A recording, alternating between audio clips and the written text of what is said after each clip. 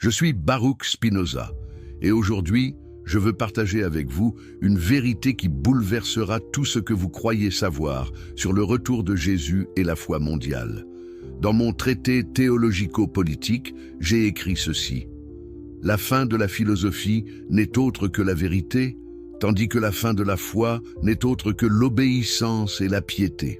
Aujourd'hui, nous allons explorer pourquoi le retour tant attendu du Christ ne serait pas un moment d'unification universelle, mais plutôt le catalyseur de la plus grande division spirituelle que l'humanité ait jamais connue. Pourquoi ? Parce que ce retour révélerait l'incompatibilité fondamentale entre la vérité philosophique et les illusions théologiques que j'ai passé ma vie à démanteler. Permettez-moi d'être absolument clair dès le début. Ce que je vais vous révéler défiera tout ce que vos institutions religieuses vous ont enseigné. Si vous cherchez une vérité philosophique authentique, une compréhension radicale de la nature de Dieu et de l'existence, alors inscrivez-vous à cette chaîne et activez les notifications, car ce voyage intellectuel transformera complètement votre vision du monde spirituel. Commençons par une question fondamentale qui résonne à travers les siècles. Qu'arriverait-il réellement si Jésus revenait aujourd'hui? La plupart des croyants imaginent une reconnaissance immédiate, une unification joyeuse, un moment de validation triomphale. Mais laissez-moi vous poser cette question dérangeante. Et si son retour exposait plutôt l'abîme insurmontable entre différentes conceptions de Dieu? Et si ce moment révélait que ce que les catholiques, les protestants, les orthodoxes et les musulmans appellent tous Dieu représentent en réalité des concepts si radicalement différents qu'aucune réconciliation ne serait possible? Quand j'ai été excommunié de la communauté juive d'Amsterdam en 1656, ce n'était pas simplement pour avoir remis en question quelques détails théologiques mineurs. Non, mes amis, c'était parce que j'avais osé affirmer une vérité terrifiante, que Dieu et la nature sont une seule et même substance, que ce Dieu n'a pas de conscience personnelle, ne récompense pas, ne punit pas, et certainement n'envoie pas de Messie pour sauver l'humanité de péchés imaginaires. De sive natura, ai-je écrit dans l'Éthique. Dieu, c'est-à-dire la nature. Cette équation simple détruit toute la structure de la religion révélée. Alors, pourquoi le retour de Jésus diviserait-il la foi mondiale? Parce qu'il forcerait chaque tradition religieuse à confronter ses propres contradictions internes, ses propres manipulations théologiques, ses propres projections anthropomorphiques sur l'infini. Imaginez ce moment, un homme apparaît prétendant être le Christ ressuscité. Immédiatement, les questions surgissent. Comment prouve-t-il son identité? Par des miracles. Mais j'ai démontré dans le traité théologico-politique que les miracles ne prouvent rien du tout, car ils supposent que Dieu suspend les lois naturelles, ce qui est philosophiquement impossible pour une substance infinie parfaite. Dans l'Éthique, partie 1, proposition 15, j'ai établi que tout ce qui existe existe en Dieu, et rien ne peut exister ni être conçu sans Dieu. Comprenez-vous les implications ? Si tout existe nécessairement en Dieu comme mode de la substance unique, alors le concept même d'un Dieu transcendant envoyant son Fils depuis un royaume céleste extérieur devient absurde. Il n'existe pas de dehors de Dieu où ce Fils aurait résidé avant de descendre sur terre. Permettez-moi de vous guider à travers les couches de cette compréhension. Nous commencerons simplement, puis nous plongerons dans des profondeurs qui transformeront votre conscience même de l'existence. Imaginez un océan infini. Cet océan représente la substance unique que j'appelle Deus sive natura. Maintenant, imaginez les vagues à la surface de cet océan. Chaque vague est un mode fini, une expression temporaire et limitée de l'océan infini. Vous êtes une vague. Jésus était une vague, Muhammad était une vague, Bouddha était une vague. Nous sommes tous des modifications temporaires de la substance unique éternelle. Aucune vague n'est plus divine qu'une autre, car toutes sont également des expressions de l'océan divin. Mais voici où cela devient fascinant. Chaque tradition religieuse a construit son système théologique en prétendant qu'une vague particulière était qualitativement différente, ontologiquement supérieure, miraculeusement née d'une source transcendante. Les chrétiens disent que Jésus était Dieu incarné, la deuxième personne de la Trinité, conçu miraculeusement sans père humain. Les musulmans rejettent la divinité de Jésus, mais affirment qu'il était un prophète miraculeux, né d'une vierge. Les Juifs le considèrent comme un simple homme, peut-être un rabbi, certainement pas le Messie. Qui a raison? La réponse spinoziste est radicale. Ils ont tous tort, car tous commencent avec la prémisse erronée d'un Dieu anthropomorphique qui choisit certains humains pour des missions spéciales. Dans l'éthique, partie 1, proposition 17, Scully, j'ai écrit « Dieu n'agit pas en vue d'une fin car il n'y a aucun être en dehors de Dieu en vue duquel Dieu agisse. » Comprenez-vous ce que cela signifie? Dieu ne peut pas avoir de plan, de volonté personnelle, d'intention de sauver l'humanité. Ces concepts présupposent un Dieu limité, un Dieu qui manque de quelque chose et agit pour combler ce manque. Alors que se passerait-il si Jésus revenait? Chaque tradition religieuse l'interpréterait à travers son propre cadre théologique incompatible. Les chrétiens évangéliques chercheraient des signes de la fin des temps tels que décrits dans l'Apocalypse. Les catholiques voudraient une validation papale. Les orthodoxes auraient leurs propres critères liturgiques. Chaque groupe projetterait ses propres doctrines sur cet être, et quand il ne se conformerait pas à leurs attentes, il le rejetterait comme un imposteur. Mais voici la vérité la plus profonde. Même si cet être satisfaisait miraculeusement tous les critères de tous les groupes, cela ne prouverait toujours rien sur la nature de Dieu. Pourquoi? Parce que les miracles ne peuvent pas servir de preuve.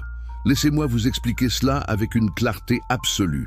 Dans le traité théologico-politique, chapitre 6, j'ai démoli complètement le concept de miracle. J'ai écrit « Rien n'arrive dans la nature qui contredise ces lois universelles, ni même quelque chose qui ne s'accorde avec elles ou qui en découle. » Pensez-y, si Dieu est parfait, si les lois de la nature sont des expressions de l'essence divine éternelle, alors Dieu ne peut pas suspendre ses lois sans se contredire lui-même. Un miracle supposé serait soit une compréhension insuffisante des lois naturelles, soit une tromperie. Imaginez que quelqu'un prétendant être Jésus ressuscite un mort devant une foule. Les croyants crieraient au miracle. Mais moi, Spinoza, je demanderais, comment savons-nous que cette personne était vraiment morte? Comment écartons-nous la possibilité d'une catalepsie profonde, d'une manipulation habile, d'une hallucination collective? Et même si nous ne pouvions pas expliquer l'événement avec notre connaissance actuelle, cela ne justifierait pas de conclure à une suspension des lois naturelles.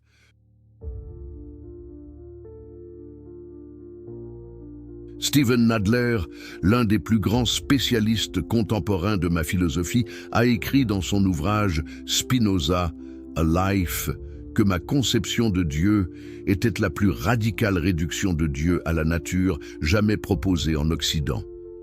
Il a raison.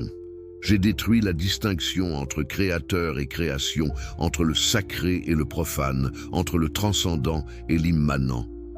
Tout est Dieu, et Dieu est tout. Il n'y a pas de miracle, parce qu'il n'y a pas de transgression possible des lois divines éternelles.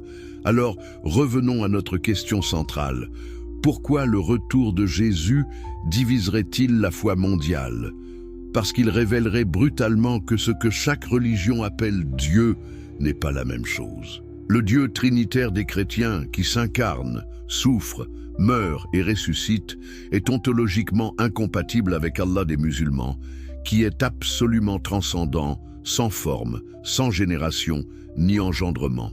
Ces deux conceptions ne peuvent pas se référer à la même réalité, et aucune de ces deux conceptions ne correspond au Deus sive natura que j'ai démontré comme seul Dieu authentique. Mon Dieu n'est pas une personne qui pense, veut, aime ou est. Mon Dieu est la substance unique, infinie, de laquelle tout découle avec nécessité géométrique absolue. Dans l'éthique, partie 1, proposition 33, j'ai prouvé que les choses n'ont pu être produites par Dieu d'aucune autre manière, ni dans aucun autre ordre qu'elles ne l'ont été. Tout ce qui arrive, arrive par nécessité absolue. Voyez-vous l'implication dévastatrice pour la théologie du retour? Si tout arrive par nécessité, alors ce retour lui-même ne serait pas un événement surnaturel, choisi par un Dieu personnel, mais simplement une autre manifestation nécessaire de la substance infinie. Jésus ne reviendrait pas parce que Dieu a décidé que le moment est venu. Il reviendrait parce que les causes naturelles infinies ont convergé pour produire cet effet, tout comme elles produisent chaque vague dans l'océan, chaque pensée dans votre esprit, chaque battement de votre cœur. Mais cela soulève une question encore plus troublante. Que signifierait Jésus dans cette conception? Dans l'éthique, partie 2, proposition 7, j'ai établi que l'ordre et la connexion des idées sont les mêmes que l'ordre et la connexion des choses. L'esprit et le corps ne sont pas deux substances séparées, mais deux attributs de la substance unique.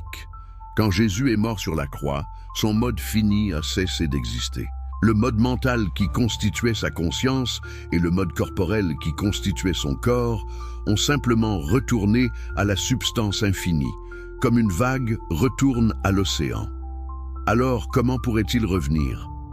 Pour répondre à cela, nous devons comprendre ma théorie de l'éternité. Dans l'éthique, partie 5, proposition 23, Scully, j'ai écrit « L'esprit humain ne peut être absolument détruit avec le corps, mais il en reste quelque chose qui est éternel. » Mais attention, cela ne signifie pas la survie d'une âme personnelle immortelle. Ce qui est éternel, c'est la compréhension subspéciée aeternitatis, sous l'aspect de l'éternité.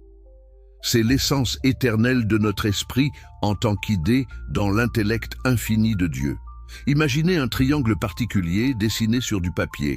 Quand le papier brûle, ce triangle particulier cesse d'exister. Mais la vérité éternelle sur les triangles, les propriétés géométriques immuables, demeurent dans la structure même de la réalité. De même, quand Jésus est mort, sa conscience individuelle a cessé. Mais dans la mesure où son esprit comprenait des vérités éternelles, dans la mesure où il vivait sub specie aeternitatis, cette partie de lui demeure éternellement dans l'intellect infini de Dieu. Voyez-vous maintenant pourquoi le retour de Jésus poserait un problème insurmontable. S'il revient comme individu conscient avec des souvenirs personnels, alors ma philosophie est fausse. Mais si ma philosophie est vraie, alors ce qui pourrait revenir ne serait pas Jésus tel que les chrétiens l'imaginent, mais plutôt une nouvelle manifestation de la substance infinie qui résonnerait peut-être avec les vérités éternelles que l'homme Jésus comprenait. Gilles Deleuze, dans son chef-d'œuvre Spinoza, philosophie pratique, a magnifiquement capturé cette dimension de ma pensée. Il a écrit que pour moi, Dieu est une chose, non une personne, non une conscience, non un sujet. Cette formulation est cruciale. Le Dieu des religions abrahamiques est fondamentalement personnel. Il pense, il veut, il se met en colère, il aime. Mais le Deus sive natura n'est rien de tout cela. C'est une substance infinie qui s'exprime à travers une infinité d'attributs dont nous n'en connaissons que deux. L'étendue, la réalité physique, et la pensée, la réalité mentale. Alors que se passerait-il si Jésus apparaissait et déclarait « Je suis la deuxième personne de la Trinité, le Fils de Dieu incarné, revenu pour juger les vivants et les morts ?» Immédiatement, les musulmans le rejetteraient comme un blasphémateur pour avoir prétendu être Dieu. Les Juifs le rejetteraient pour ne pas avoir rétabli le royaume davidique. Les spinozistes le rejetteraient pour avoir affirmé l'existence d'un Dieu personnel transcendant qui intervient dans l'histoire. Mais imaginez maintenant un scénario alternatif. Imaginez que Jésus apparaisse et dise « J'ai été mal compris. Je n'ai jamais prétendu être le fils unique d'un Dieu personnel transcendant. Ce que j'enseignais était l'unité radicale de toute existence, l'immanence du divin dans chaque aspect de la nature, la libération par la compréhension rationnelle. Les miracles qu'on m'attribue étaient soit des métaphores spirituelles mal interprétées, soit des exagérations légendaires. Que se passerait-il alors? Les chrétiens le rejetteraient massivement comme un imposteur, car il nierait les dogmes fondamentaux sur lesquels le christianisme a été construit pendant 2 millénaires. Les musulmans seraient confus, car ce Jésus ne correspondrait ni au prophète islamique traditionnel, ni au Jésus chrétien qu'il rejette. Seuls peut-être quelques philosophes spinozistes comme moi reconnaîtraient dans cet enseignement une vérité proche de la compréhension authentique de Deus sive natura. Voyez-vous le dilemme insoluble? Le retour de Jésus ne pourrait satisfaire simultanément les attentes théologiques contradictoires de différentes traditions.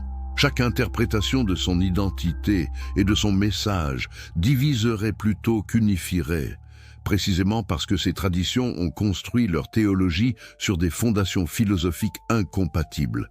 Laissez-moi approfondir cette analyse en examinant le concept même d'identité personnelle à travers le temps. Dans l'éthique, partie 2, proposition 13 et suivante, j'ai développé une théorie révolutionnaire de l'esprit humain. J'ai montré que l'esprit humain est l'idée du corps humain et que cette idée existe dans l'intellect infini de Dieu comme partie de son idée infinie de l'univers physique entier. Donc si un nouveau corps apparaissait avec un nouvel esprit qui prétendrait être Jésus ressuscité, nous aurions un problème d'identité philosophiquement insoluble. Est-ce le même Jésus si le corps est différent? Si l'esprit est l'idée du corps, alors un corps différent implique nécessairement un esprit différent. Même si ce nouvel esprit avait des souvenirs de la vie de Jésus, ces souvenirs ne seraient que des idées, des modifications de ce nouvel esprit, pas une continuation réelle de l'esprit original. Jonathan Israel, dans son magistral ouvrage Radical Enlightenment, a argumenté que ma philosophie représentait la plus grande menace intellectuelle au christianisme orthodoxe depuis sa fondation. Il a raison. J'ai détruit les fondations philosophiques sur lesquelles toute la structure du christianisme repose. L'âme immortelle personnelle, le Dieu personnel créateur, la révélation surnaturelle, les miracles, le libre arbitre absolu, la providence divine. Parlons maintenant du libre arbitre, car c'est crucial pour comprendre pourquoi le retour de Jésus diviserait la foi. Dans l'éthique, partie 1, proposition 32, j'ai prouvé que la volonté ne peut pas être appelée cause libre, mais seulement cause nécessaire. Il n'existe pas de libre arbitre au sens où les religions l'enseignent. Tout ce qui arrive, y compris chaque pensée dans votre esprit et chaque action de votre corps, découle nécessairement de la chaîne infinie des causes. Quand Jésus a prêché il y a 2000 ans, il ne l'a pas fait par libre choix divin. Il l'a fait parce que la configuration infinie des causes naturelles l'a nécessairement produit. Quand il a été crucifié, ce n'était pas un sacrifice volontaire pour racheter les péchés, mais simplement un événement nécessaire dans le tissu causal de l'existence. L'idée que Dieu a choisi d'envoyer son Fils mourir pour sauver l'humanité présuppose un Dieu qui fait des choix, qui a des alternatives, qui pourrait agir autrement. Mais un tel Dieu serait limité, imparfait, changeant. Dans l'éthique, partie 1, proposition 29, j'ai démontré que, dans la nature, il n'y a rien de contingent, mais tout est déterminé par la nécessité de la nature divine à exister et à agir d'une certaine manière. Comprenez-vous les implications vertigineuses? Si le retour de Jésus devait se produire, ce ne serait pas parce que Dieu a décidé que le moment prophétique est arrivé, mais parce que les lois éternelles de la nature produisent nécessairement cet événement. Il n'y aurait rien de surnaturel, rien de miraculeux, rien de spécialement significatif au-delà de sa signification naturelle. Mais voici où cela devient fascinant pour notre question de la division. Les croyants qui acceptent le libre arbitre divin verraient ce retour comme un choix conscient de Dieu pour intervenir dans l'histoire. Les déterministes spinozistes comme moi y verrait simplement un autre événement nécessaire dans la chaîne causale infinie. Ces deux interprétations ne peuvent pas être réconciliées. L'une affirme la transcendance et l'intervention, l'autre affirme l'immanence et la nécessité. Permettez-moi de vous donner une analogie qui rendra cela plus clair. Imaginez que vous observez le lever du soleil. Pour un esprit primitif, le soleil choisit de se lever, peut-être en réponse aux prières et aux rituels. Pour un esprit scientifique, le lever du soleil est l'effet nécessaire de la rotation de la Terre selon les lois de la mécanique céleste. Ces deux interprétations décrivent le même phénomène observable, mais elles impliquent des visions du monde radicalement différentes. De même, le retour supposé de Jésus pourrait être observé par tous, mais les interprétations seraient irréconciliables. Les uns y verraient une intervention divine miraculeuse, validant leur théologie particulière. Les autres y verraient un événement naturel nécessaire, sans signification surnaturelle. Cette divergence d'interprétation ne serait pas un simple désaccord intellectuel mineur, mais reflèterait des conceptions fondamentalement incompatibles de la nature de la réalité elle-même. Approfondissons maintenant la question de la révélation divine.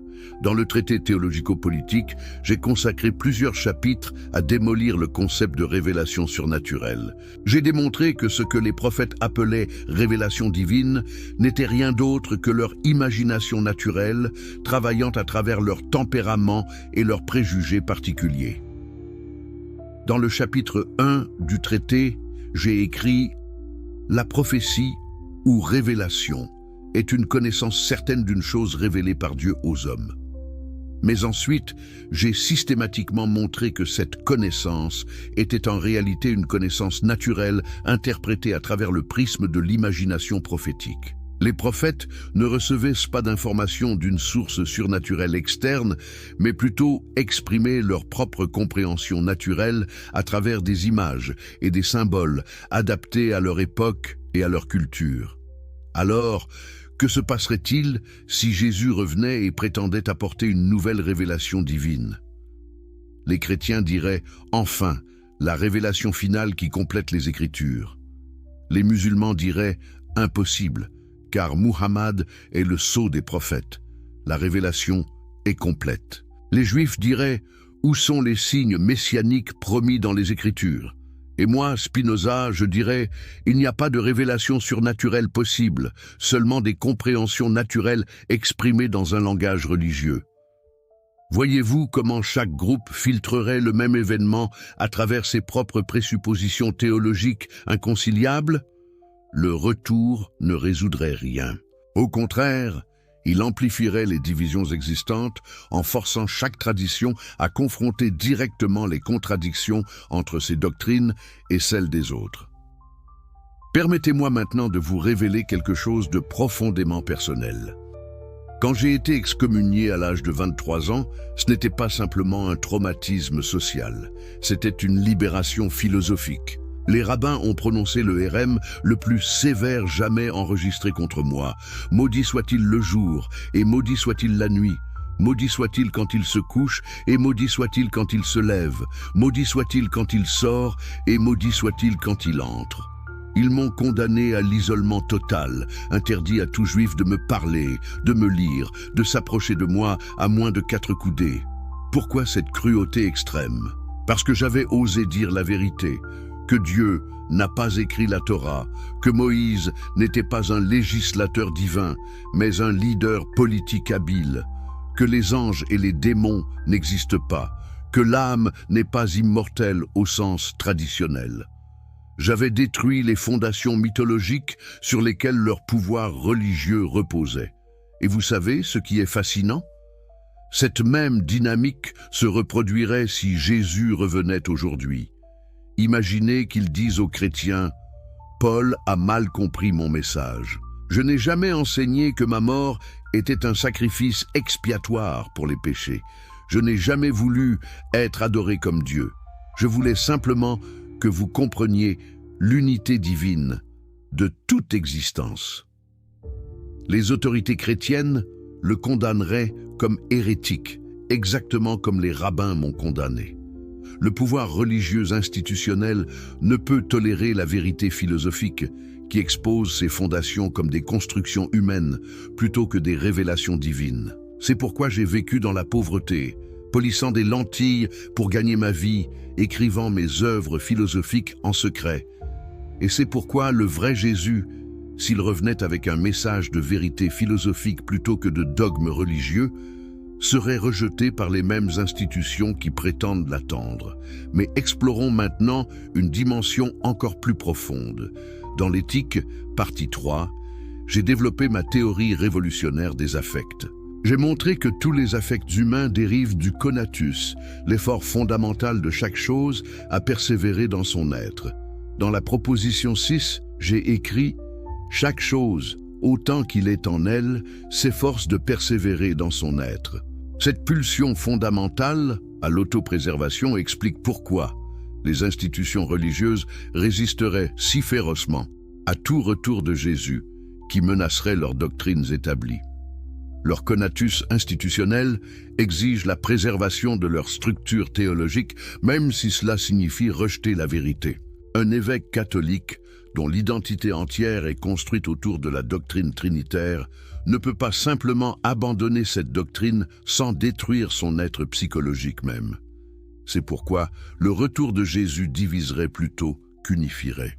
Chaque institution religieuse, chaque croyant individuel verrait son conatus menacé par toute révélation qui contredit ses croyances fondamentales. Et parce que différentes traditions ont des croyances fondamentalement contradictoires, aucune version de Jésus ne pourrait satisfaire tous les conatus simultanément. Pensez aux 3 monothéismes abrahamiques. Le christianisme affirme la Trinité, un Dieu en 3 personnes. L'islam affirme le tawhid, l'unité absolue de Dieu sans multiplication de personnes. Le judaïsme rejette la divinité de Jésus, mais attend toujours le Messie. Ces 3 positions ne peuvent pas être simultanément vraies. Elles se contredisent mutuellement au niveau le plus fondamental. Alors, si Jésus apparaissait et affirmait être la 2e personne de la Trinité, il contredit l'islam et le judaïsme. S'il niait la Trinité, il contredit le christianisme. S'il disait que le concept même de personne divine séparée est une erreur catégorielle, que Dieu est plutôt la substance unique immanente que j'ai décrite, alors il contredirait toutes les 3 traditions abrahamiques dans leur formulation orthodoxe. Mais voici quelque chose d'encore plus radical que je veux vous révéler. Dans l'éthique, partie 5, j'ai exploré ce que j'appelle l'amour intellectuel de Dieu, amor Dei intellectualis. C'est l'état le plus élevé de béatitude humaine, atteint non par la foi aveugle ou les rituels religieux, mais par la compréhension rationnelle de la nécessité de toute chose. Dans la proposition 36, j'ai écrit « L'amour intellectuel de l'esprit envers Dieu est l'amour même de Dieu par lequel Dieu s'aime lui-même ». Comprenez-vous ce que cela signifie? Quand vous comprenez vraiment la nature de Deus sive natura, quand vous voyez comment tout découle nécessairement de la substance infinie, vous expérimentez un amour intellectuel pur qui est en fait Dieu s'aimant lui-même à travers votre esprit.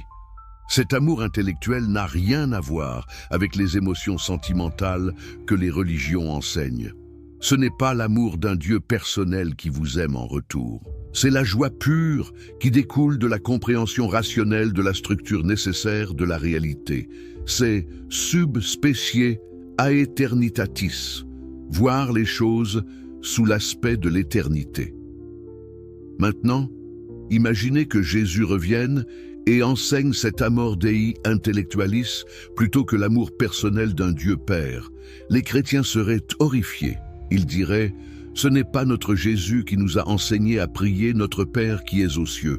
Ce n'est pas notre Jésus qui a promis que Dieu compte chaque cheveu sur nos têtes. » L'Église entière s'effondrerait si elle acceptait que l'amour de Dieu n'est pas une relation personnelle, mais une compréhension rationnelle. Antonio Damasio, le neuroscientifique contemporain, a écrit un livre fascinant intitulé « Looking for Spinoza, Joy, Sorrow and the Feeling Brain ». Il y explore comment ma philosophie des affects anticipe la neuroscience moderne. Il montre comment les émotions découlent nécessairement des structures corporelles et des processus neurologiques, exactement comme je l'ai argumenté il y a 350 ans. Si Jésus revenait aujourd'hui avec une compréhension de la neuroscience moderne, s'il expliquait que ce que les gens appellent « expérience de Dieu » est en réalité l'activation de circuits neuronaux spécifiques, que les visions mystiques sont des états cérébraux altérés, que les sentiments de présence divine sont des phénomènes psychologiques naturels, comment les croyants réagiraient-ils? Beaucoup rejetteraient cette explication naturelle comme réductionniste. Ils insisteraient que leurs expériences spirituelles sont authentiquement surnaturelles, pas simplement neurologiques. Mais d'autres, particulièrement ceux qui sont éduqués scientifiquement, pourraient trouver cette explication libératrice. Encore une fois, division plutôt qu'unification. Permettez-moi de vous poser une question provocante. Et si le vrai retour de Jésus n'était pas du tout l'apparition d'un individu, mais plutôt la diffusion croissante d'une compréhension spinoziste de la réalité? Et si le Christ cosmique dont parle Paul dans ses lettres n'était pas une personne, mais précisément cette substance infinie que j'appelle Deus Sive Natura? Dans Colossiens 1,17, Paul écrit « Il est avant toute chose, et toute chose subsistent en lui ». Cela ressemble étrangement à ma conception de la substance unique en laquelle toute chose existe. Dans Actes 17-28, Paul cite un poète grec, car en lui nous avons la vie, le mouvement et l'être. Encore une fois, c'est remarquablement proche de ma philosophie d'immanence. Mais les églises ont transformé cette vision cosmique en un mythe de Dieu personnel. Elles ont anthropomorphisé l'infini, personnalisé l'impersonnel, temporalisé l'éternel. Si Jésus revenait et disait « Paul avait partiellement raison, mais vous avez mal interprété », le Christ cosmique n'est pas moi personnellement, mais la substance divine infinie dans laquelle tout existe. Ce serait la fin du christianisme tel que nous le connaissons. Explorons maintenant les implications politiques. Dans le traité théologico-politique, j'ai argumenté que la religion devrait être subordonnée à l'État laïque, que la liberté de penser et de parler devrait être absolue, que la théocratie est le pire système de gouvernement possible. Ces idées étaient si radicales au XVIIe siècle qu'aucun éditeur n'osait publier mon œuvre sous mon propre nom. Si Jésus revenait et confirmait ses principes spinozistes, imaginez les implications. Il devrait dire aux gouvernements théocratiques, comme l'Iran ou l'Arabie saoudite, que la loi religieuse ne devrait pas gouverner la société civile. Il devrait dire au Vatican que son pouvoir temporel est illégitime. Il devrait dire aux évangéliques américains qui cherchent à imposer des lois bibliques que la séparation de l'Église et de l'État est essentielle. Tous ces groupes le rejetteraient instantanément comme un faux Christ. Ils ont investi leur pouvoir politique dans leurs interprétations particulières du christianisme. Un Jésus qui prêche la laïcité, la liberté de conscience, la tolérance religieuse, serait leur pire cauchemar. Encore une fois, division profonde plutôt qu'unification. Mais laissez-moi vous révéler quelque chose d'encore plus troublant. Dans l'éthique, partie 4, j'ai développé ma théorie de la servitude humaine.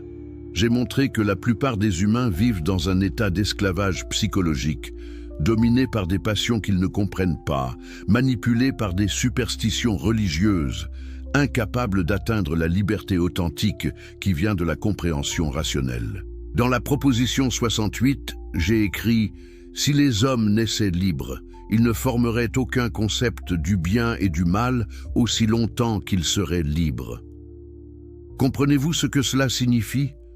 Les concepts de bien et de mal ne sont pas des vérités objectives révélées par Dieu, mais des constructions humaines nées de notre servitude aux passions. Maintenant, imaginez que Jésus revienne et enseigne cette vérité radicale, qu'il n'existe pas de bien et de mal absolu, que ces concepts sont relatifs à notre nature et à nos besoins, que la vraie moralité consiste non à obéir à des commandements divins, mais à comprendre rationnellement ce qui augmente notre puissance d'agir. Les églises s'effondreraient. Toute la structure du péché et de la rédemption, de la culpabilité et du pardon perdrait son fondement. Les chrétiens conservateurs crieraient que ce Jésus prêche le relativisme moral. Les progressistes chrétiens pourraient être intrigués mais perplexes. Les athées diraient « Enfin, un Jésus qui a du sens ». Encore une fois, division maximale. René Descartes, mon contemporain philosophique, a essayé de réconcilier la raison philosophique avec la foi catholique orthodoxe. Il a échoué. Ces arguments pour l'existence de Dieu sont pleins de sophismes que j'ai exposés dans mes lettres. Mais au moins, il a essayé de maintenir la paix avec l'Église. Moi, J'ai choisi la vérité au prix de l'excommunication, de la pauvreté, de l'isolement social. Si Jésus était vraiment celui que les chrétiens prétendent, un être de vérité absolue, alors à son retour il devrait choisir entre la vérité philosophique et l'orthodoxie théologique. Il ne peut pas avoir les deux. S'il choisit la vérité, il aliénera les institutions. S'il choisit l'orthodoxie, il trahira la vérité. C'est un dilemme insoluble. Leibniz, cet autre géant philosophique de mon époque, a consacré beaucoup d'efforts à essayer de réfuter ma philosophie. Dans sa correspondance, il m'a appelé un homme de vie honnête, mais a rejeté mes idées comme horribles. Pourquoi ? Parce que je détruisais les fondations métaphysiques sur lesquelles sa théodicée reposait. Sans un Dieu personnel qui choisit le meilleur des mondes possibles, la théologie optimiste de Leibniz s'effondre. Si Jésus revenait et validait ma philosophie, tous les Leibniziens, tous ceux qui croient que nous vivons dans le meilleur des mondes possibles, choisis par un Dieu bienveillant, devraient reconsidérer complètement leur vision du monde. Le mal ne serait plus un problème théologique nécessitant une théodicée, mais simplement une partie nécessaire du tissu causal de l'existence. Approfondissons maintenant une connexion fascinante avec le bouddhisme. Bien que je n'ai pas eu accès aux textes bouddhistes au XVIIe siècle, ma philosophie partage des résonances remarquables avec certaines traditions bouddhistes, particulièrement la doctrine de l'anatta, non-soi, et la compréhension de la causalité universelle. Quand le Bouddha a enseigné qu'il n'existe pas de soi permanent et indépendant, que ce que nous appelons « je » est simplement une agrégation temporaire de processus physiques et mentaux. Il anticipait en quelque sorte ma propre négation de l'âme substantielle immortelle. Si Jésus revenait et confirmait cette vision bouddhiste spinoziste du soi comme illusion, comment les chrétiens qui croient en l'âme immortelle personnelle réagiraient-ils ? Certains pourraient trouver un pont entre christianisme contemplatif et méditation bouddhiste. La plupart rejetteraient cela comme une corruption orientale du message chrétien authentique. Les bouddhistes pourraient accueillir favorablement un Jésus qui enseigne l'impermanence et le non-soi. Encore une fois, division selon les lignes philosophiques profondes. Mais explorons maintenant quelque chose que peu de gens comprennent, ma relation avec Maïmonide, le grand philosophe juif médiéval. Dans le traité théologico-politique, j'ai critiqué Maïmonide pour avoir essayé de concilier l'impossible, pour avoir prétendu que la raison philosophique et la foi religieuse enseignent les mêmes vérités. J'ai montré que c'est faux, que la philosophie et la théologie aboutissent à des conclusions radicalement différentes. Maïmonide a soutenu que Dieu est absolument simple, sans attributs positifs, connaissable seulement par la voie négative. J'ai été d'accord avec sa critique des attributs anthropomorphiques, mais j'ai été plus loin. J'ai dit que Dieu a une infinité d'attributs positifs dont nous n'en connaissons que deux. Plus important encore, j'ai détruit sa tentative de maintenir un Dieu transcendant, séparé de la création. Si Jésus revenait et devait choisir entre la théologie négative de Maïmonides et mon immanentisme radical, que choisirait-il ? S'il choisit Maïmonides, il valide le judaïsme philosophique, mais aliène les chrétiens qui insistent sur la possibilité de connaître Dieu positivement à travers Jésus lui-même. S'il me choisit, il détruit toute la tradition de la théologie apophatique. Aucune option n'unifie. Maintenant, laissez-moi vous révéler quelque chose que j'ai découvert à travers des années de réflexion solitaire, polissant des lentilles le jour et écrivant de la philosophie la nuit. La question « qui suis-je » est mal posée. Il n'y a pas de je substantiel, permanent, indépendant. Dans cette compréhension, la question « Jésus est-il vraiment revenu ?» perd son sens. Un mode fini qui a cessé il y a 2000 ans ne peut pas revenir au sens littéral.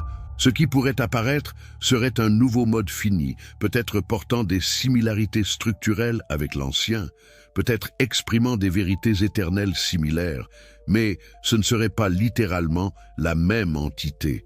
C'est comme demander si la même vague peut revenir dans l'océan. Vous pouvez avoir une nouvelle vague avec une forme similaire, une énergie similaire, mais ce n'est pas littéralement la même vague. L'océan est éternel, mais les vagues sont éphémères.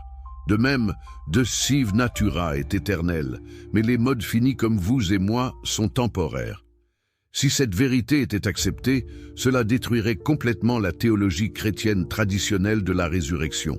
La résurrection corporelle de Jésus, le fondement de la foi chrétienne selon Paul, serait réinterprétée comme une métaphore pour la permanence des vérités éternelles, non comme un événement physique littéral. Les églises ne pourraient pas tolérer cette réinterprétation sans se dissoudre. Explorons maintenant la dimension de la physique moderne. Albert Einstein, ce génie du XXe siècle, s'est décrit comme spinoziste. Quand on lui a demandé s'il croyait en Dieu, il a répondu qu'il croyait au Dieu de Spinoza, qui se révèle dans l'harmonie ordonnée de l'univers, non au Dieu personnel qui se préoccupe du destin des êtres humains. La physique quantique moderne a révélé un niveau de déterminisme encore plus profond que celui que j'avais imaginé.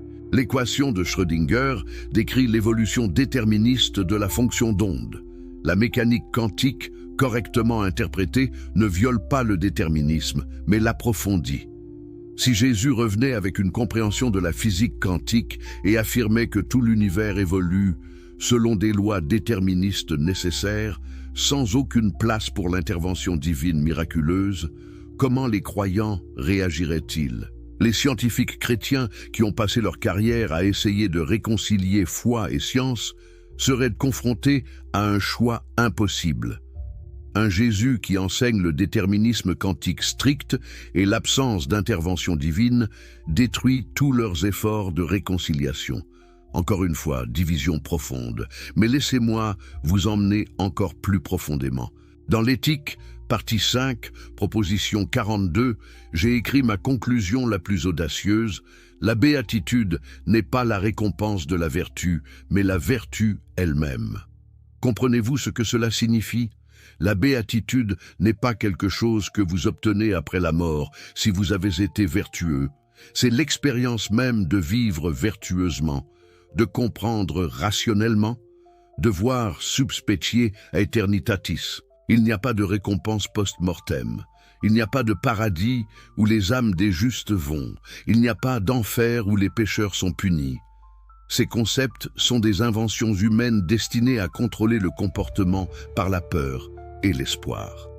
La vraie béatitude est ici et maintenant dans cette vie, quand vous comprenez la nécessité de toute chose et acceptez votre place dans la totalité infinie.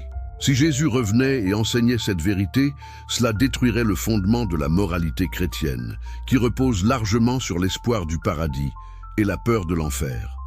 L'Église perdrait son levier psychologique le plus puissant pour contrôler le comportement des croyants.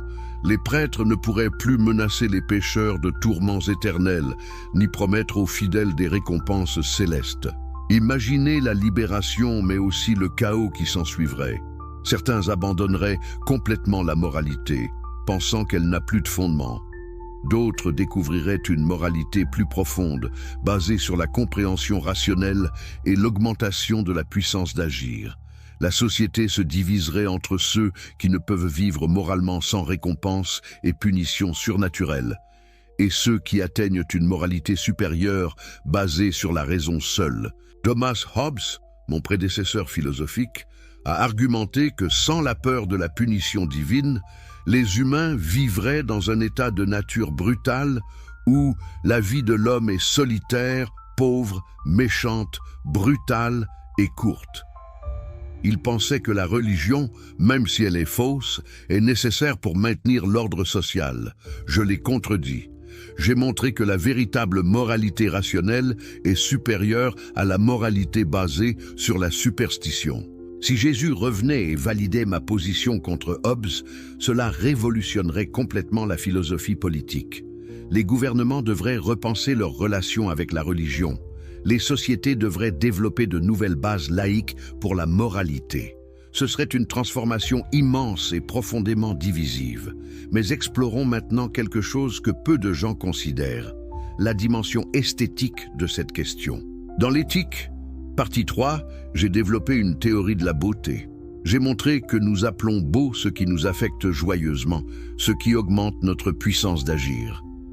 La beauté n'est pas une qualité objective dans les objets, mais une relation entre l'objet et notre nature. Si Jésus revenait et devait être reconnu, quelle apparence devrait-il avoir? Les Européens l'imaginent avec des traits caucasiens, les Africains avec des traits africains, les Asiatiques avec des traits asiatiques. Chaque culture a projeté sa propre image sur lui. Si un Jésus réel apparaissait avec une apparence physique particulière, cela révélerait immédiatement ses projections comme des constructions humaines. Imaginez qu'il apparaisse avec l'apparence historiquement probable d'un juif du 1er siècle. Peau olive foncée, cheveux noirs bouclés, traits sémitiques. Les chrétiens blancs qui ont adoré pendant des siècles une image blonde aux yeux bleus seraient choqués. Certains le rejetteraient simplement à cause de son apparence. D'autres devraient confronter leur racisme inconscient.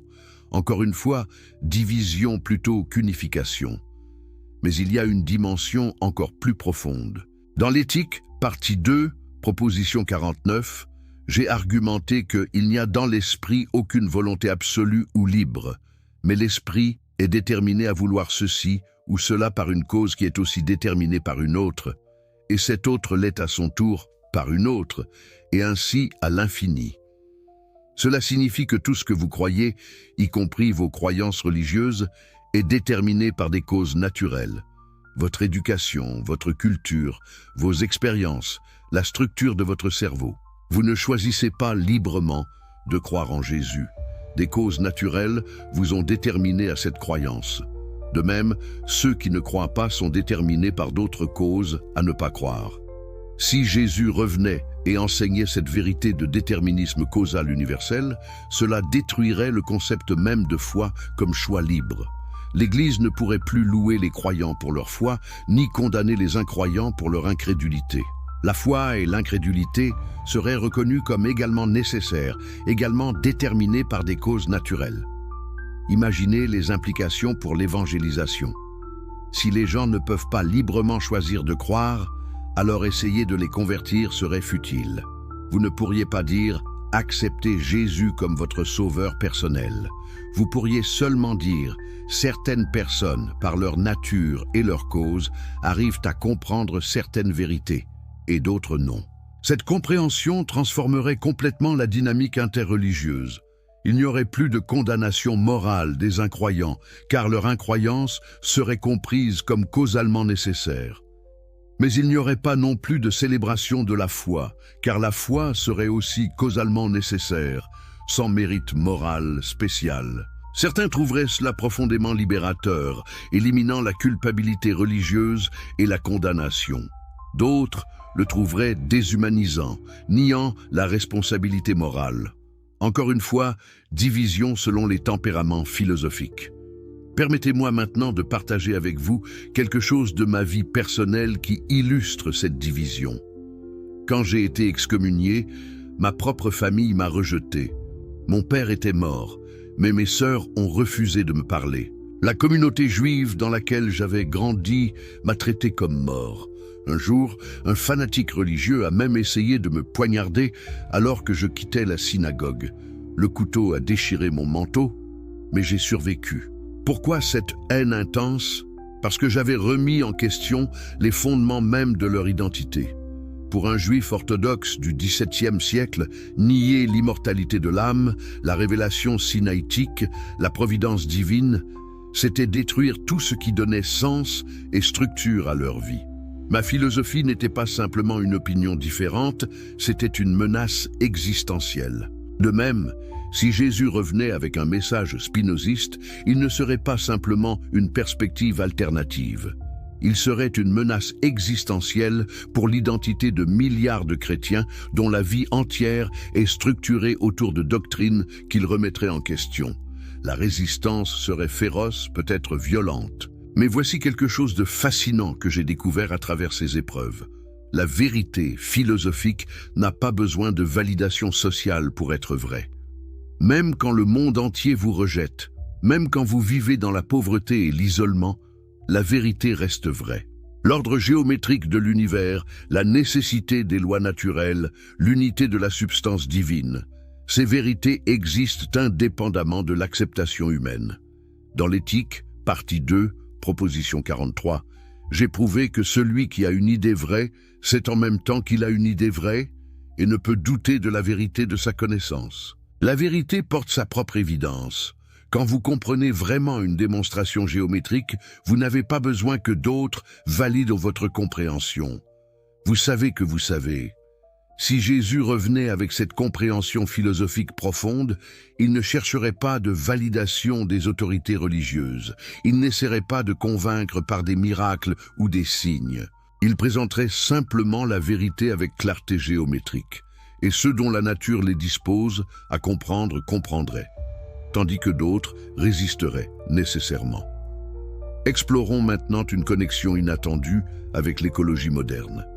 Ma philosophie de Deus sive natura, de l'unité radicale de Dieu et de la nature, a des implications profondes pour notre relation avec l'environnement. Si la nature elle-même est divine, alors la détruire est un sacrilège. Si chaque créature est un mode de la substance divine, alors toute vie a une valeur intrinsèque. Si Jésus revenait avec ce message écologique spinoziste, il diviserait les chrétiens entre ceux qui embrassent la théologie écologique et ceux qui maintiennent la domination humaine traditionnelle sur la nature basée sur Genèse 1, 28. Les chrétiens évangéliques qui nient le changement climatique devraient choisir entre suivre ce Jésus écologique ou rejeter son message. Les écologistes profonds et les philosophes environnementaux, comme Arne Naess, qui a développé l'écologie profonde, ont reconnu leur dette envers ma philosophie. Si Jésus validait cette approche, cela transformerait complètement la théologie chrétienne de la création, la faisant passer d'une hiérarchie anthropocentrique à une communion biosphérique. Mais maintenant, approchons-nous du moment de vérité. Nous avons exploré comment le retour de Jésus diviserait théologiquement, philosophiquement, politiquement, culturellement. Mais quelle est l'implication pratique pour vous, l'auditeur de cette présentation? Comment devriez-vous vivre à la lumière de cette compréhension?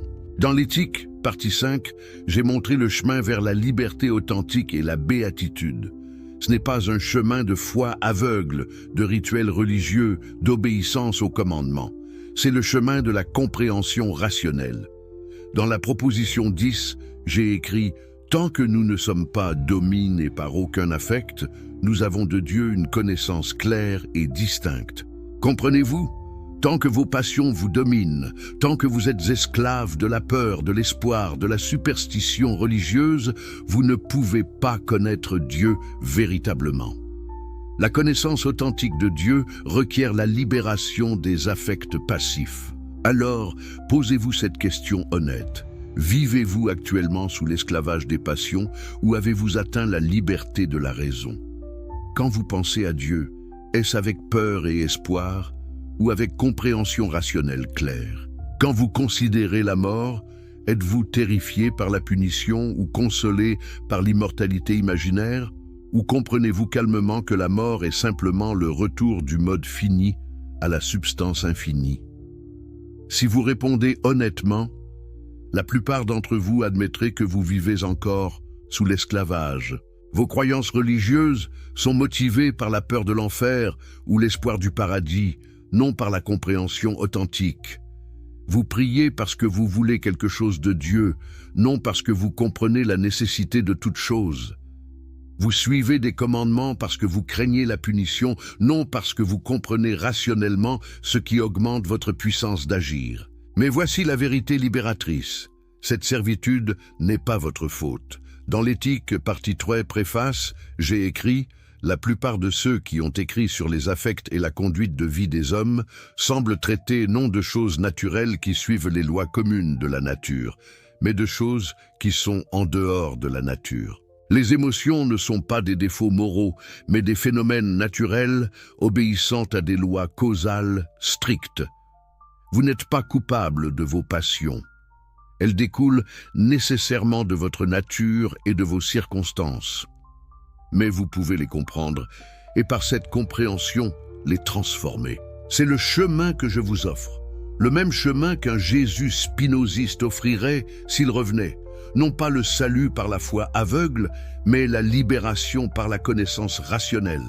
Permettez-moi de vous guider à travers un exercice pratique. Pensez à une croyance religieuse forte que vous avez. Peut-être croyez-vous que Jésus est mort pour vos péchés. Peut-être croyez-vous en la résurrection corporelle. Peut-être croyez-vous que Dieu entend vos prières et intervient dans votre vie. Maintenant, demandez-vous, pourquoi croyez-vous cela? La réponse honnête sera probablement parce qu'on vous l'a enseigné dans l'enfance, parce que votre communauté le croit, parce que cette croyance vous apporte du confort émotionnel. Mais aucune de ces raisons n'est une justification rationnelle. Vous croyez par causes émotionnelles et sociales, non par démonstration géométrique claire. Maintenant, imaginez que vous appliquiez la même rigueur rationnelle à cette croyance que vous appliqueriez à un théorème mathématique. Quelles preuves avez-vous? Quels arguments logiques? Quand vous faites cela honnêtement, la plupart des croyances religieuses s'effondrent. Elles ne peuvent pas supporter le poids de l'examen rationnel rigoureux. C'est terrifiant, je le sais.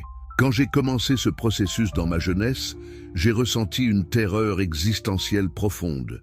Si Dieu n'est pas une personne qui se soucie de moi, si l'âme n'est pas immortelle, si la mort est vraiment la fin de ma conscience personnelle, alors quel sens a la vie?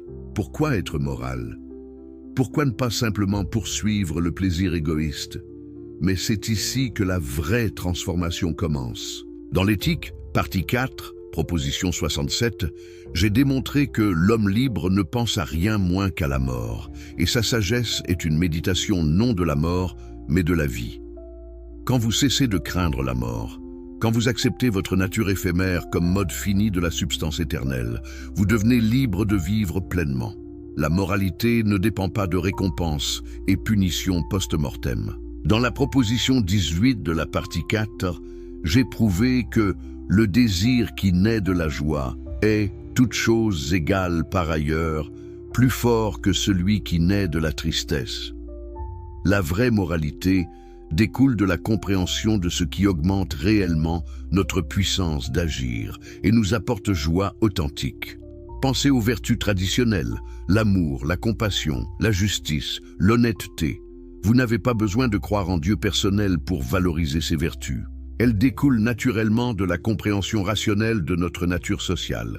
Les humains sont des êtres sociaux. Nous prospérons dans la coopération. Les vertus sociales augmentent notre puissance collective d'agir. Si Jésus revenait et enseignait cette moralité naturelle basée sur la raison, plutôt que la moralité révélée, basée sur les commandements divins, certains diraient qu'il prêche l'humanisme séculier.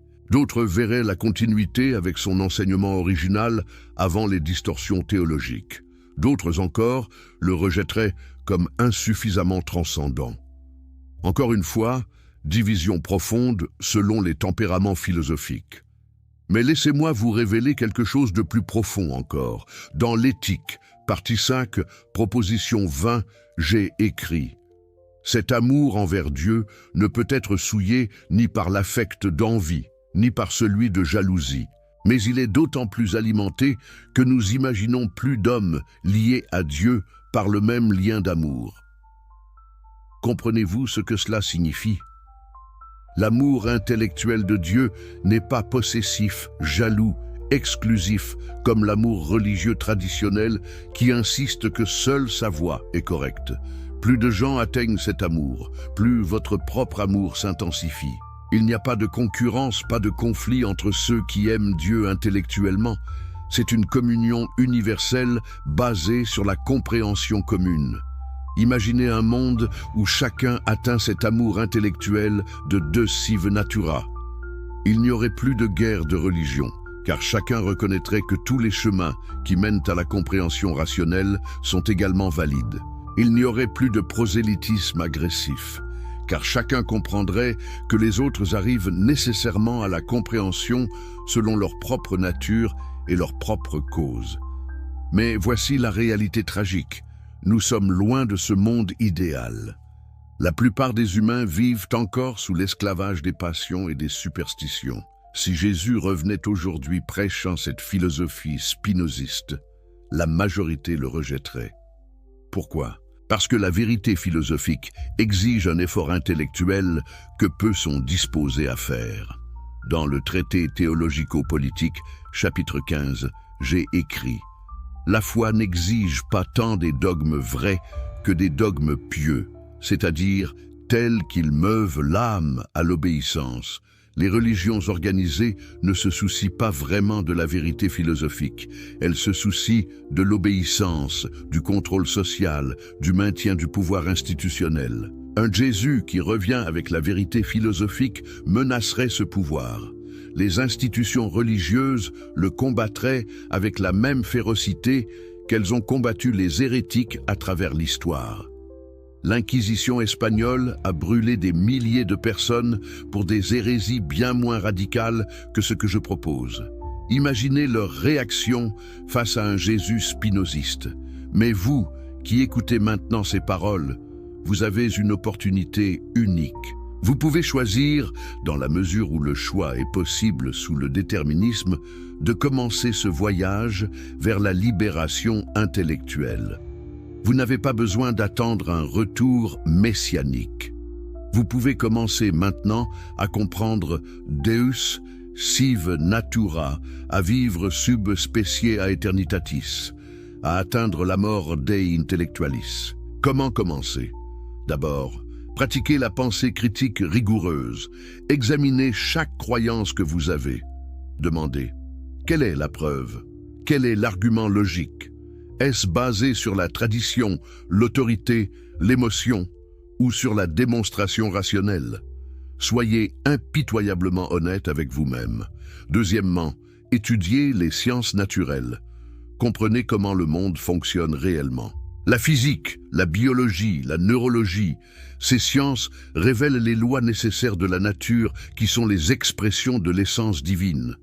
Plus vous comprenez la nature, plus vous comprenez Dieu. Troisièmement, pratiquez la méditation rationnelle. Non pas la méditation mystique visant l'expérience extatique, mais la contemplation philosophique de la nécessité de toute chose. Quand quelque chose de difficile arrive dans votre vie, au lieu de vous plaindre ou de demander pourquoi Dieu permet cela, contemplez la chaîne causale nécessaire qui a produit cet événement. Dans l'éthique, partie 5, proposition 6, j'ai écrit « Dans la mesure où l'esprit comprend toute chose comme nécessaire, il a sur les affects une puissance plus grande, autrement dit, il en pâtit moins. Quand vous comprenez que tout arrive nécessairement, vous cessez de résister émotionnellement, vous acceptez ce qui est. Cette acceptation n'est pas résignation passive, mais sagesse active. Quatrièmement, cultivez les vertus qui augmentent votre puissance d'agir. Dans la partie 4, j'ai démontré que les vraies vertus sont celles qui nous rendent plus capables, plus autonomes, plus rationnels. La connaissance est la vertu suprême. La générosité, le courage, la modération, toutes ces vertus découlent de la compréhension rationnelle. Mais soyez conscients que ce chemin n'est pas facile. Dans la partie 5, Scoli finale, j'ai écrit ces mots fameux. Tout ce qui est excellent est aussi difficile que rare. La béatitude que j'offre n'est pas gratuite. Elle exige travail intellectuel rigoureux, honnêteté impitoyable, courage de confronter des vérités inconfortables. La plupart préfèrent le confort des illusions religieuses. Ils préfèrent croire en un Dieu qui les aime personnellement, en une âme immortelle, en un paradis après la mort. Ces croyances sont psychologiquement confortables, mais philosophiquement fausses. Êtes-vous prêt à échanger le confort contre la vérité? Pensez maintenant à ce qui se passerait si Jésus revenait et posait exactement cette question à l'humanité. Voulez-vous le confort des illusions ou la vérité inconfortable? La majorité choisirait le confort. Seule une minorité, ceux dont la nature les dispose à valoriser la vérité au-dessus de tout, choisirait la vérité. Cette division ne serait pas entre différentes religions, mais à l'intérieur de chaque religion, à l'intérieur de chaque communauté, même à l'intérieur de chaque famille. Certains chrétiens embrasseraient la vérité spinoziste, tandis que d'autres s'y accrocheraient au dogme. Certains athées reconnaîtraient Deus sive natura, tandis que d'autres resteraient dans le matérialisme réductionniste. Antonio Negri, le philosophe politique contemporain, a écrit sur ma philosophie dans son livre The Savage Anomaly. Il a montré comment ma métaphysique de la substance unique contient des implications révolutionnaires pour la politique, suggérant une démocratie radicale où aucune autorité transcendante ne peut légitimer la domination. Si Jésus revenait avec cette philosophie politique spinoziste, il menacerait non seulement l'autorité religieuse, mais aussi l'autorité politique traditionnelle. Les monarchies qui prétendent gouverner par droit divin s'effondreraient. Les théocraties perdraient toute légitimité. Même les démocraties libérales devraient repenser leurs fondations si elles reconnaissaient qu'il n'existe pas de droit naturel donné par Dieu, seulement des arrangements contractuels basés sur la compréhension rationnelle de l'utilité mutuelle. Voyez-vous maintenant pourquoi je dis que le retour de Jésus diviserait plutôt qu'unifierait? Chaque institution de pouvoir, chaque structure d'autorité, chaque système de croyance aurait quelque chose à perdre d'une révélation de vérité spinoziste.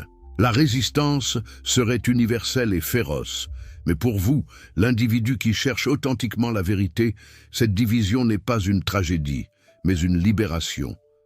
Dans la proposition 73 de la partie 4, j'ai écrit « L'homme qui est conduit par la raison est plus libre dans la cité où il vit, selon le décret commun, que dans la solitude où il n'obéit qu'à lui-même. » La liberté authentique n'est pas l'isolement, mais la vie rationnelle en communauté avec d'autres êtres rationnels. Imaginez une communauté de spinozistes, de personnes qui ont atteint l'amour intellectuel de Dieu, qui vivent selon la raison, qui se traitent mutuellement avec justice, basée sur la compréhension de leur nature commune. Ce serait une utopie philosophique. Pas un paradis surnaturel après la mort, mais un mode de vie terrestre ici et maintenant. Si Jésus revenait et établissait une telle communauté, elle serait constamment en conflit avec le monde environnant de superstition et de passion. Elle serait persécutée comme j'ai été persécuté, comme tous les philosophes authentiques ont été persécutés, mais elle persisterait, car la vérité a sa propre force, sa propre puissance de persuasion pour ceux capables de la comprendre. Maintenant, permettez-moi de vous révéler une des dimensions les plus controversées de ma philosophie, ma théorie de Dieu comme être impersonnel sans conscience, sans volonté, sans plan. Dans l'éthique, partie prune appendice, j'ai écrit une critique dévastatrice de l'anthropomorphisme religieux. J'ai montré comment les humains projettent leurs propres attributs sur Dieu, imaginant qu'il pense, veut, aime, est comme eux. Cette projection est naturelle mais fausse. Dieu, la substance unique infinie, ne peut pas avoir de conscience au sens humain, car la conscience implique limitation. Être conscient de quelque chose signifie ne pas être cette chose, être séparé d'elle. Mais Dieu est tout. Il n'y a rien en dehors de Dieu dont il pourrait être conscient. De même, Dieu ne peut pas avoir de volonté, car la volonté implique manque. Nous voulons ce que nous n'avons pas. Mais Dieu, étant infini et parfait, ne manque de rien. Il ne peut donc rien vouloir. Tout ce qui peut exister existe déjà nécessairement en Dieu comme possibilité éternelle, et tout ce qui existe actuellement découle nécessairement de l'essence divine.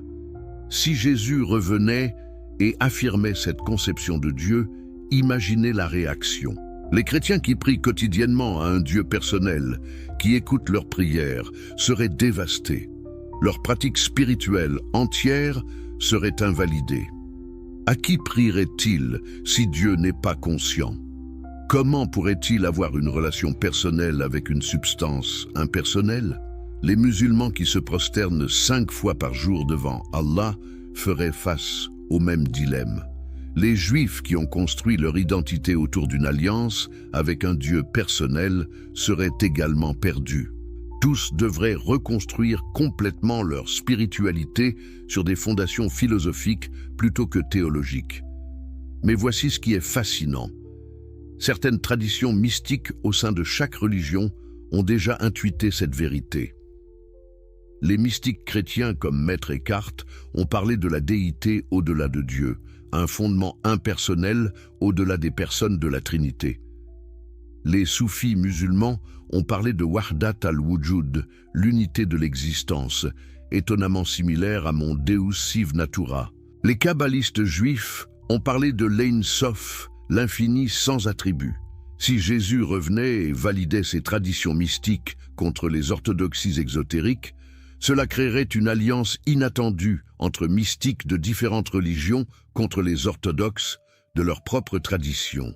Un mystique chrétien et un soufi musulman pourraient reconnaître la même vérité dans l'enseignement spinoziste de Jésus, tandis que les théologiens chrétiens et musulmans orthodoxes le rejetteraient tous deux.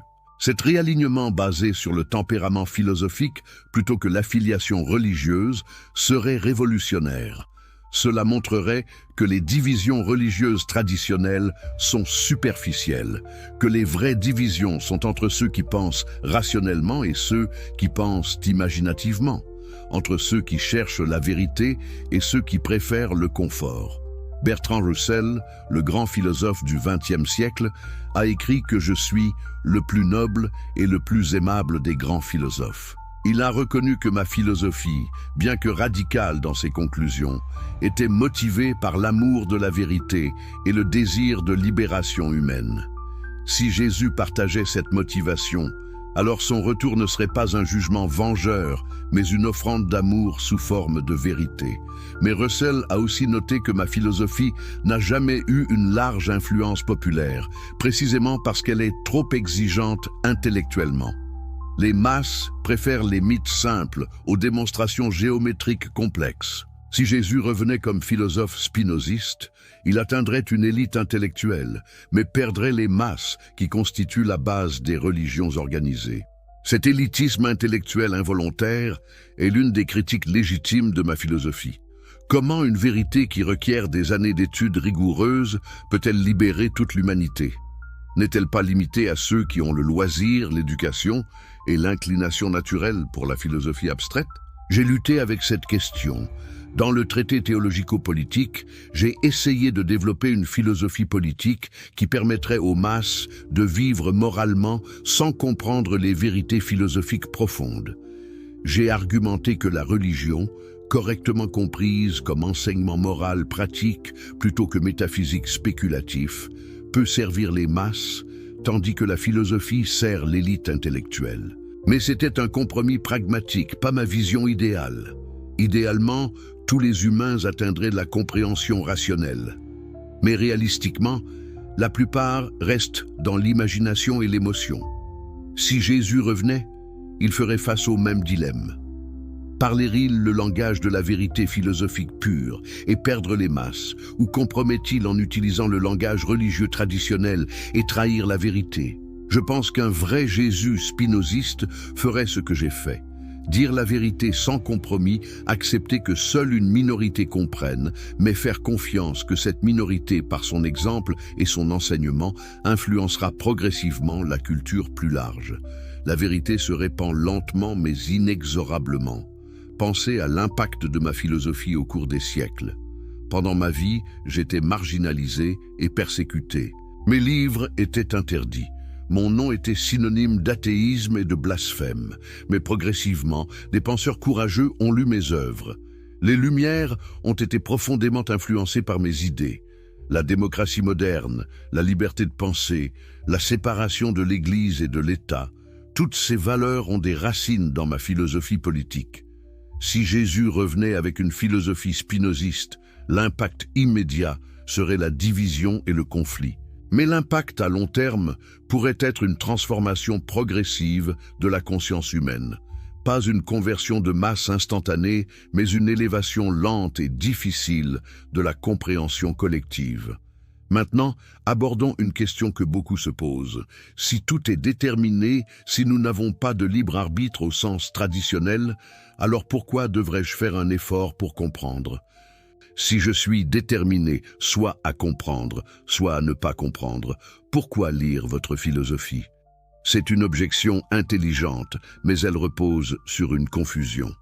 Dans l'éthique, partie 2, proposition 49, Scoli, j'ai clarifié, je ne nie pas que nous puissions agir, mais je nie que nous agissions absolument, c'est-à-dire que nous soyons, en agissant, des causes absolument premières. Vous agissez, mais votre action est déterminée par des causes antérieures. Votre lecture de ce texte maintenant fait partie de la chaîne causale qui vous mène soit vers la compréhension, soit vers le rejet. Vous ne choisissez pas librement de lire, mais vous lisez néanmoins. Et cette lecture pourrait être la cause qui vous détermine à chercher plus de vérité. Le déterminisme ne nie pas l'action ou l'effort, il nie seulement qu'il soit absolument libre. Si Jésus revenait et enseignait cette compréhension subtile du déterminisme compatible avec l'action, certains la trouveraient libératrice. Ils cesseraient de se blâmer pour leurs échecs passés, reconnaissant qu'ils étaient déterminés par des causes hors de leur contrôle. Mais ils continueraient à agir, sachant que leurs actions présentes font partie de la chaîne causale qui détermine leur futur. D'autres trouveraient cette vue désespérante. Ils diraient « Si tout est déterminé, alors je n'ai pas de responsabilité morale. Je peux faire ce que je veux. » Mais c'est une mauvaise compréhension. Dans la partie 4, j'ai montré que nous ressentons naturellement de la responsabilité parce que c'est un affect qui nous aide à vivre socialement. La responsabilité morale n'a pas besoin de libre arbitre métaphysique pour être fonctionnelle. Cette division entre ceux qui trouvent le déterminisme libérateur et ceux qui le trouvent désespérant reflèterait les tempéraments philosophiques profonds. Un Jésus spinoziste ne pourrait pas résoudre cette division, seulement l'exposer clairement. Permettez-moi maintenant de partager avec vous une méditation profonde sur la mort que j'ai développée dans mes dernières années. Quand je suis mort en 1677 à l'âge de 44 ans, probablement de tuberculose causée par l'inhalation de poussière de verre de mon travail de polissage de lentilles, je suis mort en paix. Pourquoi ? Parce que j'avais atteint la compréhension que la mort n'est pas une tragédie, mais simplement une transition nécessaire. Dans l'éthique, partie 5, proposition 38, j'ai démontré que plus l'esprit comprend de choses, selon le deuxième et troisième genre de connaissance, moins il pâtit de la crainte de la mort. Le troisième genre de connaissance, la scientia intuitiva, est la compréhension immédiate de l'essence éternelle des choses. Quand vous atteignez cette compréhension, vous voyez que votre essence éternelle, en tant qu'idée dans l'intellect infini de Dieu, ne peut jamais être détruite. Votre conscience personnelle cessera, oui. Vos souvenirs, vos désirs, vos peurs, tout cela disparaîtra avec la dissolution de votre corps. Mais ce qui en vous est éternel, la structure logique de votre esprit en tant qu'idée éternelle, demeure toujours dans la substance infinie. C'est une forme d'immortalité, mais très différente de l'immortalité personnelle promise par les religions. Si Jésus revenait et enseignait cette conception de l'immortalité impersonnelle, comment les croyants réagiraient-ils ? Ceux qui sont terrifiés de la mort et s'accrochent désespérément à l'espoir d'une survie consciente personnelle le rejetteraient avec horreur. Ceux qui ont fait la paix avec leur mortalité pourraient trouver cette vue profondément consolante. J'ai observé que les personnes qui vivent le plus pleinement sont souvent celles qui ont accepté leur mortalité complètement. Quand vous savez que cette vie est tout ce que vous avez, chaque moment devient précieux. Quand vous espérez une éternité future, vous gaspillez souvent le présent en préparation pour un futur imaginaire. Dans la proposition 67 de la partie 4 que j'ai citée plus tôt, j'ai dit que l'homme libre ne pense à rien moins qu'à la mort. Mais cela ne signifie pas qu'il ignore la mort. Cela signifie qu'il ne la craint pas, qu'il ne gaspille pas son énergie mentale à s'inquiéter de la mort. Il médite sur la vie, sur ce qui augmente la puissance, sur ce qui apporte joie. Un Jésus qui revient et enseigne à vivre pleinement maintenant, plutôt que de préparer une vie après la mort, transformerait complètement l'orientation de la spiritualité chrétienne. Au lieu de se concentrer sur le salut de l'âme, les chrétiens se concentreraient sur l'épanouissement de la vie. Au lieu de nier les plaisirs terrestres, ils les embrasseraient comme expression de la joie divine. Mais cette transformation serait violemment rejetée par les ascètes, les puritains, tous ceux qui ont construit leur identité spirituelle autour du renoncement et de la souffrance. Ils accuseraient ce Jésus de prêcher l'hédonisme, de trahir l'appel au sacrifice. Encore une fois, division inévitable. Approchons-nous maintenant du moment culminant de notre exploration. Nous avons voyagé ensemble à travers les profondeurs de la métaphysique, de l'épistémologie, de l'éthique, de la politique. Nous avons vu comment le retour de Jésus, s'il enseignait la vérité spinoziste, diviserait inévitablement plutôt qu'unifierait la foi mondiale. Mais qu'est-ce que tout cela signifie pour vous, personnellement, maintenant? Voici la vérité radicale que je veux que vous compreniez. Vous n'avez pas besoin d'attendre un retour messianique. Vous n'avez pas besoin d'une révélation surnaturelle. Vous n'avez pas besoin d'un sauveur externe. Tout ce dont vous avez besoin pour atteindre la béatitude existe déjà en vous, votre capacité de raisonner. Dans l'éthique, partie 2, proposition 47, j'ai écrit « L'esprit humain a une connaissance adéquate de l'essence éternelle et infinie de Dieu. » Comprenez-vous ce que cela signifie? Vous avez déjà, en ce moment même, la capacité de connaître Dieu véritablement. Cette connaissance n'est pas cachée dans des textes sacrés mystérieux. Elle est accessible par la raison pure, appliquée à l'expérience. Regardez la nature autour de vous, observez les lois causales qui gouvernent tout. Contemplez l'unité sous-jacente de toute existence. Reconnaissez que vous-même êtes une expression de cette substance unique infinie. C'est tout, c'est la voie vers Dieu. Pas par la foi, pas par le rituel, pas par la révélation, mais par la compréhension rationnelle claire. Si vous faites cela, si vous commencez vraiment ce chemin de connaissance rationnelle, vous deviendrez ce que j'appelle dans l'éthique un homme libre. Dans la partie 4, j'ai décrit les caractéristiques de l'homme libre. Il agit selon la raison, il comprend la nécessité de toute chose. Il n'est pas dominé par la peur ou l'espoir. Il traite les autres avec justice. Il cherche constamment à augmenter sa connaissance. Cet homme libre est infiniment plus libre que le croyant religieux qui attend un sauveur externe. Le croyant est esclave de ses espoirs et de ses peurs, de ses dogmes et de ses autorités. L'homme libre se libère par la connaissance. Voilà le vrai message que Jésus aurait dû apporter s'il comprenait la vérité spinoziste. Mais soyons réalistes. Ce chemin que j'offre n'est pas facile. Dans le scoli final de l'éthique, j'ai reconnu si la voie que j'ai montrée conduisant à ces résultats paraît extrêmement ardue, elle peut néanmoins être trouvée. Et certes, ce qui est trouvé si rarement doit être difficile. Car si le salut était à portée de main et pouvait être trouvé sans grand labeur, comment pourrait-il être négligé par presque tous? La plupart des gens choisiront toujours la facilité sur la difficulté, le confort sur la vérité, l'illusion sur la réalité. C'est pourquoi les religions avec leurs promesses faciles attirent les masses, tandis que la philosophie rigoureuse reste l'affaire d'une minorité. Si Jésus revenait offrant la vérité spinoziste, il serait suivi par quelques-uns, mais rejeté par beaucoup. Mais vous, qui avez écouté jusqu'ici, qui avez suivi ce raisonnement complexe, vous êtes déjà parmi cette minorité. Vous avez la capacité intellectuelle et la volonté de chercher la vérité même quand elle est difficile. Donc ma question finale pour vous est celle-ci. Qu'allez-vous faire maintenant avec cette connaissance? Allez-vous retourner à vos croyances confortables, oubliant ce que vous avez entendu ici? Ou allez-vous avoir le courage de commencer le voyage difficile vers la liberté authentique par la connaissance rationnelle? C'est votre décision, ou plutôt, c'est le moment où les causes naturelles qui vous constituent détermineront votre prochaine action. Je ne peux pas vous convaincre par la rhétorique émotionnelle. Je ne peux offrir aucune récompense surnaturelle. Je ne peux menacer aucune punition divine. Je peux seulement présenter la vérité aussi clairement que possible et faire confiance que ceux dont la nature les dispose à la reconnaître, la reconnaîtront. Revenons maintenant à la citation avec laquelle j'ai commencé.